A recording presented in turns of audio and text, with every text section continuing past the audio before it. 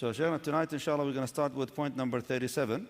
For those who are following with us with the book in English translation, it's page 172. Those who would like to follow, inshallah, it's going to page 172. The Arabic version is actually page 155. 155 inshallah ta'ala. Point number 37. He says rahimahullah ta'ala of the benefit of dhikr. قال أن الذكر رأس الأمور وطريق عامة الطائفة ومنشور الولاية فمن فتح له فيه فقد فتح له باب الدخول على الله عز وجل فليتطهر وليدخل على ربه عز وجل يجد عنده كل ما يريد فإن وجد ربه عز وجل وجد كل شيء وإن فاته ربه عز وجل فاته كل شيء. In this point he says rahimahullah ta'ala, remembrance is the chief of all fundamentals. Like it's the most important things. It is the way of those who are most devoted that leads towards to righteousness. He says, so whoever has a door open up for him to the remembrance of Allah has a door open to Allah subhanahu wa ta'ala. Let him purify himself in order to enter upon his Lord, and with him he will find everything he wants. For whoever finds his Lord will find everything with him, and whoever loses his Lord has lost everything. So the point he's making here, rahimahullah ta'ala, look, this is the path of the righteous people from the past. Those who have already reached certain status in the dunya, in terms of their religiosity and spirituality, they've done that through dhikr of Allah subhanahu wa ta'ala. They open a door between them and Allah that led straight to Allah subhanahu wa ta'ala. They purified their hearts, they purified themselves, and they made sure that they had that access to Allah subhanahu wa ta'ala, and that's why these people succeeded in reaching the status that they've reached in this dunya. Yeah. And inshallah ta'ala, like the point that we're going to stick with most tonight is actually going to be the ma'iyyah of Allah, being with Allah, which is 42.42. But as we're running through these, in this one, ad-dukhul ala Allah ta'ala, entering upon Allah subhanahu wa ta'ala. When the Prophet ﷺ described ihsan, excellence, and ta'budullaha ka'annaka tara, that you worship Allah as if you can see Him. And if you can't see Him, then you know that He sees you. I want you to imagine that what he's saying here is that when you make dhikr, it's like you're entering into a portal with Allah subhanahu wa ta'ala. Like Allah being with you is a very real thing. So imagine like right when you start remembering Allah, you should visualize that you just entered upon Allah subhanahu wa ta'ala. Like you entered into a room only with you and Allah azza wa jal. And at that point, Allah subhanahu wa ta'ala has welcomed you. So ask.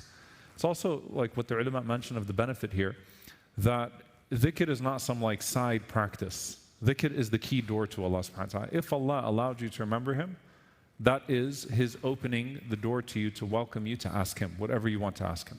So now enter upon me. Ibn Rajab rahimahullah ta'ala has a famous narration from one of the Salaf, I forgot which one, but he said, I saw my Lord in a dream and I asked him, كيف طريق إليك? How do I come to you? قال اترك نفسك وتعال. Leave yourself behind and come. Leave your nafs and come. Enter upon me. Right? So Allah is inviting you, leave the lowly parts behind and come. So the beauty of this portal is it can be entered in any place and any time. You could be in an airport, you could be at work, you could, wherever it is. Once you remember Allah subhanahu wa ta'ala, you have to be able to visualize, all right, I'm entering upon my Lord right now. It's just me and Him. And you have to be able to freeze out the elements and leave behind the lower self as you enter into that portal with Allah subhanahu wa ta'ala. Point number 38, he says, rahimahullah, أن في القلب خلة وفاقة لا يسدها شيء البتة إلا ذكر الله عز وجل. He says the heart has a need which cannot be satisfied except by the remembrance of Allah. Actually, there's another word missing from the translation, the word khalla. He says, in the Arabic says, أن في القلب خلة وفاقة. So the faqa means need. There is a need in the heart, like the heart is always craving something, right? But al-khalla actually means void, emptiness. That's what it means. The heart is always have emptiness. There is like an empty compartment, basically.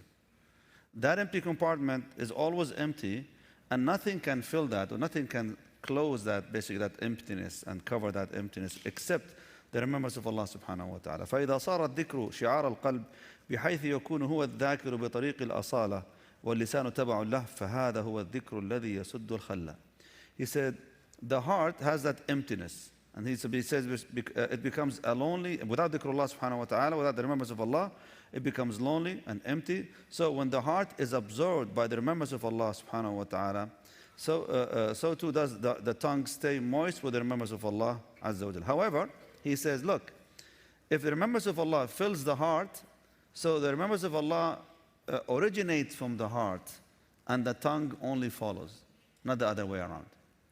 You see, most of us will make our dhikr. Where does the dhikr come from?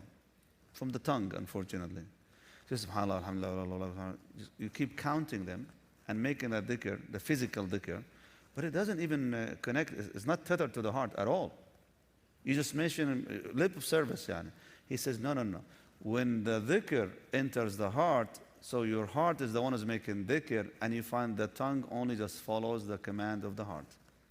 So if you would like to fill that void and that emptiness in the heart, you're going to have to do a lot of dhikr. It's that dhikr that's going to fill that gap, and then your tongue is going to just follow. SubhanAllah, in this regard, I think you can go to the next point, Shaykh. وَفَيَكُونُ صَاحِبُ غَنِيًّا بِلَا مَالٍ عَزِيزًا بِلَا عَشِيرًا مهيبا بلا سلطان فإذا كان غافلا عن ذكر الله عز وجل فهو ضد ذلك فقيرا مع كثرة جدته ذليل مع سلطانه حقير مع كثرة عشيرته. Unbelievable line that he has here as he goes into it. That so the one who has Allah subhanahu wa ta'ala, he can be rich without money. غنيا بلا مال, rich without money. عزيزا بلا عشيرة, can be like honorable, renowned, without any followers. مهيبا بلا سلطان, can be someone with great power and authority without without the domain of authority. And then he says, on the other hand, you have a person who doesn't remember Allah subhanahu wa ta'ala, and he is poor with the abundance of wealth. He's still faqir, he's still poor with the abundance of wealth. He's still dhaleel, humiliated, even though he has power and authority. He's still haqir, belittled, despite the amount of followers that he has. You know, this line here is really important because it connects to something we actually started off this book with, which is the idea of being connected to Allah subhanahu wa ta'ala independent of circumstance. A person can be generous in the sight of Allah. Let's take tonight, for example. We just had a major fundraiser, right? A person can be kareem in the sight of Allah Azza wa Jal and can enter into Jannah as one of the most generous people in the world, and he gave barely any money. Urwa radiallahu ta'ala anhu, the very famous narration of Urwa ibn Zubayr, we talked about in the first, where he was traveling one day, and one of these Bedouins, you know, the only thing he had was one animal. He slaughtered basically his entire possession to serve his guests. And Urwa gave him a lot of money, and his followers told him, Urwa, like that was a little bit too much, like it was way overpriced what you gave him. He said, that man is more generous than we are, because he gave everything that he had, and I gave just a little bit of what I had at the end of the day. So Allah's labels for you are by your intentions and by proportionality, not by people's judgments. And your realization of things is by Allah Azza wa Jal's blessing what He has given you. If Allah Azza wa Jal has not blessed what you possess or who you possess in terms of relationship, right? Then you're always going to feel a void. And that's why Allah Azza wa Jal says, وَلَا تُعْجِبْكَ أَمْوَالُهُمْ وَلَا أَوْلَادُهُمْ. Do not be amazed by their wealth and their children. يُرِيدُ اللَّهُ لِيُعَذِّبَهُمْ بِهَا. Allah Azza wa Jal is punishing with their wealth and with their children. It's like, how can Allah be punishing someone with wealth? Because they're so beholden to that wealth and they're trying to fill the void and it's not working. So Allah is punishing them. The adhab of chasing more wealth and it's not working. The adhab of, not raising your children upon righteousness, and so your children treat you like garbage when they grow up. That's adhab. That's punishment. The adhab of, having a lot of followers or having authority and still being absolutely miserable because you're so dependent upon your followers and upon that authority to validate you as a person that you keep making it more extreme in order to try to fill something, in order to try to fulfill something that cannot be fulfilled except by the remembrance of Allah Azza wa Jal. This idea of being rich without money and honorable without followers and so on, it's just unbelievable because subhanAllah, in the Arabic language, the word for being rich in the Arabic language is ghani. Ghani, and Allah subhanahu wa ta'ala described Himself in the Quran of being ghani. Ghani means self-sufficient. Like basically you're so wealthy, not necessarily with money, but you're so wealthy to the extent of self-sufficiency. That's the meaning of wealth, that you don't depend on people, really. If you depend on anybody, you're not that wealthy or that rich, actually. But if you're completely free from want or need or dependence on anybody, that's when you're the richest person.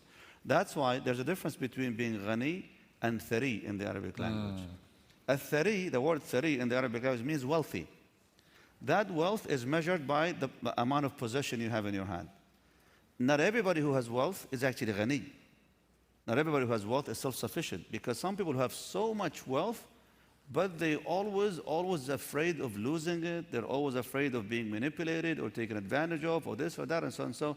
So that wealth becomes a curse. Doesn't make them self-sufficient. And you'll have people who have absolutely nothing in terms of possessions, but they're so independent from the wants of people, needs of the people. This is a rich person. So when Allah subhanahu wa ta'ala named himself or called himself Al-Ghani, he didn't call himself Al-Thari. It's not because Allah has the treasures of the heavens and the earth that he's Ghani. No, because he needs nobody. He depends on nobody subhanahu wa ta'ala. So he says, if your heart full with dhikr, you become ghaniyun without wealth, without money.